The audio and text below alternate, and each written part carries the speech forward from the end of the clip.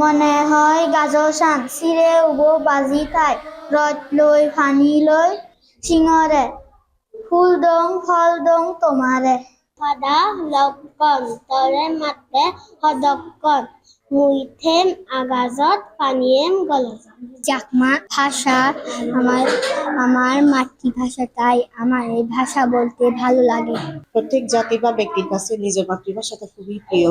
কেননা কোনো একটা বিষয় আমরা নিজেরাই উপলব্ধি করে নিজেদের ভাষায় যতটুকু আমরা অন্যজনকে বোঝাতে পারি তা অন্য ভাষা দিয়ে আমরা কি সহজে বোঝাতে পারি না। আমরা তো শিক্ষক কত কয়েকজনেই আমরা ক্লাস করাই, বাকি শিক্ষকদের যদি আরো প্রশিক্ষণ দেওয়া হয়, প্রশিক্ষণ বলতে কি এক সপ্তাহের প্রশিক্ষণে কিন্তু হবে না, মিনিমাম মানে 10 থেকে 15 দিনের প্রশিক্ষণ যদি দেওয়া হয়, এক্ষেত্রে আমরা নিজেরাই আরো ভালো করে বুঝে ক্লাসে আমরা ইনপুট দিতে পারবো বলে আমি মনে করি। আমরা ঠিকই ট্রেনিং পেয়েছি, কিন্তু আমরা ক্লাস নিতে পারি না। যে ক্লাসগুলো হয় একদম শেষের দিকে, প্রত্যেক বৃহস্পতিবারে আর রোববার নিয়ে আমরা, কিন্তু ওইরকম শিক্ষক নাই আমাদের টিচিং দেওয়ার মতো। যদি ট্রেনিং এর ব্যাপারে বলি, তো ট্রেনিং হয়তো নেক্সট হইতে পারে। আগে তো কিছু মতামতে যারা পড়ায় ওনারা ট্রেনিং নিয়েছেন আর কি। এই আদিবাসী জাতি সমূহের প্রধান যে বিষয়টা সেটা হলো মাতৃভাষার মাধ্যমে শিক্ষা গ্রহণ করার যে পদ্ধতি, এইটা কিন্তু বিশ্বের বিভিন্ন দেশে আছে। JBS holdings limited